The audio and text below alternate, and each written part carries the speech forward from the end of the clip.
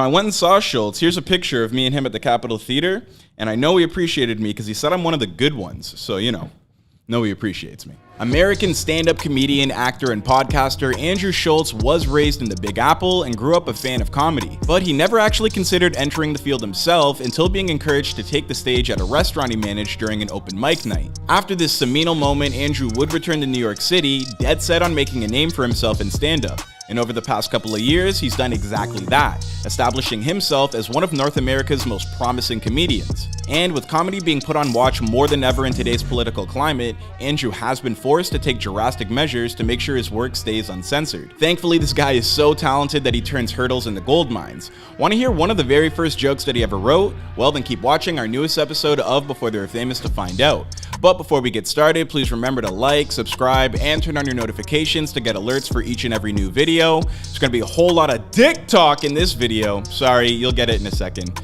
Without further ado, let's get right into today's video. Andrew Schulz was born on October 30th, 1983 in New York City to an immigrant Scottish mother named Sandra Cameron, who performed as a professional ballroom dancer, and his father Larry Schulz. Larry came from a family of German and Irish descent, and was at one point a member of the American military. But upon retiring from the armed forces, Larry entered the world of television reporting. Through this job, he made connections with several of the great ballroom dancers from the late 1930s and in 1982. And in 1982, he retired from television to own and operate the Sandra Cameron Dance Center in Lower Manhattan, alongside his wife for over 3 decades. Growing up here in Manhattan's East Village, Andrew found the city to be surprisingly boring, which is not often something you hear people say about the city that never sleeps. During an interview with Medium.com, Andrew would elaborate on this by explaining, "I find nature and that stuff way more fascinating. I guess what I find interesting is city folk are the least capable of survival of any human being. Everything about my life is convenient. I haven't cooked a meal in 6 years. Starting a fire is just as far-fetched to me as space travel." During his childhood, Andrew would go on to attend New York City public schools like Lily DeVoe Blake Primary School, as well as Robert F. Wagner Middle School in the Upper East Side, and Baruch College Campus High School in Kips Bay. Damn, they're gonna get on me for those pronunciations. After graduation, Andrew headed west to attend the University of California, Santa Barbara, from which he would earn his Bachelor of Arts degree in psychology. Now, what did he go on to do with that degree? Well, the same thing that most psychology students wind up doing: working in the service industry.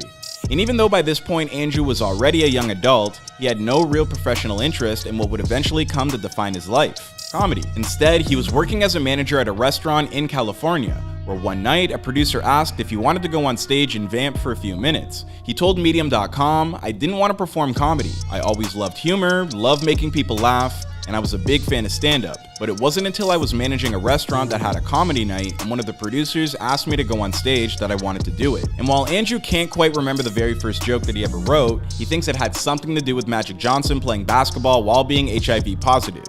He continued during that same interview. "My take was, how was he not averaging 100? Who's playing tough D on him? A million comics probably thought of that joke, but hey, I was green." And to Andrew's credit about that, I kind of agree with him. Like, I'm not pulling out Kawhi Leonard defense if I'm playing against Magic Johnson. And I mean, I'm not even passing him the ball if he's on my team. I'm just rather be safe than sorry, right? Anyways, in order to find his footing and develop as a comic, Andrew would return to New York City, where he became a regular at the Comedy Village before making rounds at several other clubs. And just like that, Andrew's new career was off and running. Schulz returned to New York City sometime around the mid-2000s, and would spend the next decade or so perfecting his craft. Known largely for his politically incorrect humor, Andrew was initially rejected by every single major network that he ever received the opportunity to pitch for. The only work he was able to book for himself were appearances in a few television series like MTV2's reality show Guy Code. I didn't know that. That's really cool. I wish I knew that back when I was 18 years old and I was just going in kamikaze. You know what I mean? Like, literally, when I was a teenager, it was just, I hope she wants to. This series would actually lead to Andrew's association with Charlemagne the God, as the two of them hosted a spin-off podcast entitled The Brilliant Idiots, a series that has been running since 2014, one of which both men expressed their uncensored opinions on entertainment news, race relations, sex, relationships, and of course, politics. Stop having these endless debates. But you're walking right into it. This is my history. It's like you're walking right into it. This is what I don't understand about these Democrats. It's the same tactic Used in 2016. Exactly. He baits you.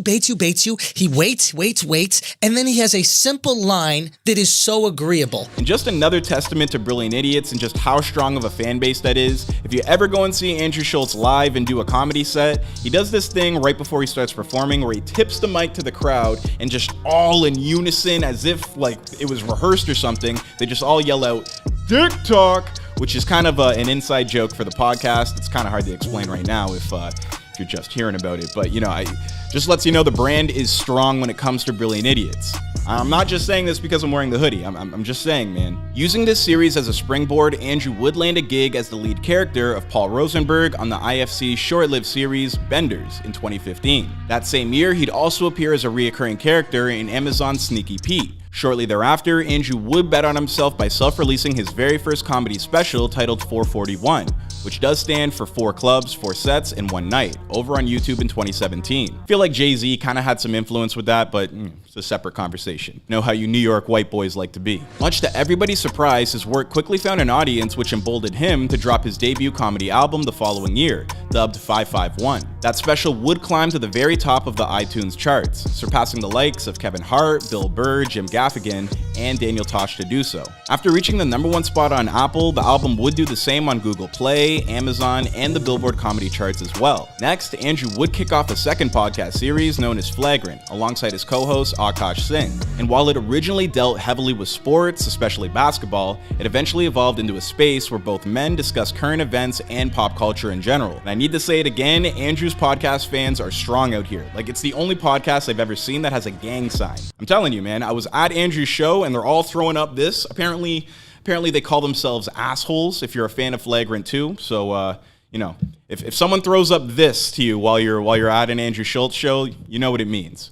It's not gang related, I'm just saying. Now that he was popping up in all different kinds of mediums, and thanks to his ever-increasing social media footprint, Andrew was finally ready to make some inroads with a bigwig production houses, and in 2020, he launched his very first Netflix special, Schulz Saves America, which arrived in 4 parts. Remember that drug they said was a felony 2 years ago and gave Kamala her career? Well, now it's an essential business, so I guess our prisons are filled with essential workers, and unfortunately the only thing clapping at 7 p.m. is their cheeks. And you gotta kind of commend the originality with the way he approached this. It was literally like a slideshow with just rapid-fire jokes, so I appreciated it. The following year would see the release of 2 comedy EPs titled Views from the Sis and Brilliant Idiot.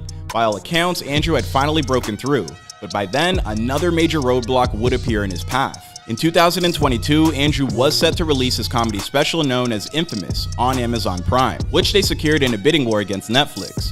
But when Amazon later approached Andrew and asked him to edit out a few of his more risque jokes, including references to Ted Bundy, abortion, and Michael Jackson, Andrew said no. So Jeff Bezos was really trying to stop Andrew's bag like that. That's crazy, man. That's crazy. After refusing to censor his own material, Andrew then had to buy back his own special from Amazon, using his life savings to do so. Schulz would then self-release the special on his own website while charging $15 a pop to watch it. According to TMZ, this decision had already paid off immensely, and by the end of the first day, Andrew had already made back the $500,000. A week later, he was sitting at $1 million in profits. Now, with the way his special is performing, he's set to make more money than he ever was going to from Amazon in the first place. So in a way, Andrew Schulz finessed Jeff Bezos. I don't even know, man. This is unprecedented for a comedian. But Amazon isn't the only place that got cold feet working with Andrew. He was set to appear on stage in Toronto at Massey Hall, which has finally just reopened after 3 years of being under construction. About a week before his tickets were set to go on sale for his performance, Massey Hall contacted Andrew to let him know that they were canceling the event due to his offensive material. Originally, the show was booked at Massey Hall. We had the show locked in, and then Massey Hall hit me up a few weeks ago and they said, hey, we have to cancel your shows. I go, why? They go, well, we looked you up and you tell inappropriate jokes and we no longer want inappropriate jokes on our stages, so we have to cancel your show. I said, okay, suck, I'll find another venue. That sent Andrew in a tailspin looking to book a new venue. Meridian Hall was available, but Andrew was hesitant to head in that direction since it has a much higher seating capacity than Massey Hall. Still, he bit the bullet and tickets for his Meridian Hall event sold out in 7 minutes. In fact, there was such a demand for the show that he added a second one that sold out in under an hour. In other words, ladies and gentlemen, even with what seemed like the entire industry positioned against him, Andrew Schulz is coming up with one new way after another to succeed. So will he be able to reach the heights of somebody like Dave Chappelle before the entire genre of comedy is canceled for good?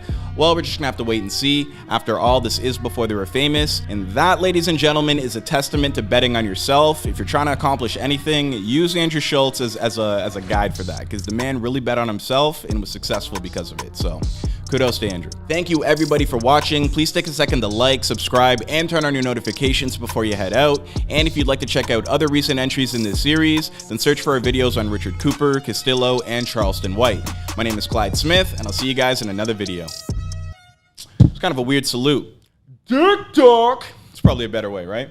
Makes more sense. Anyways.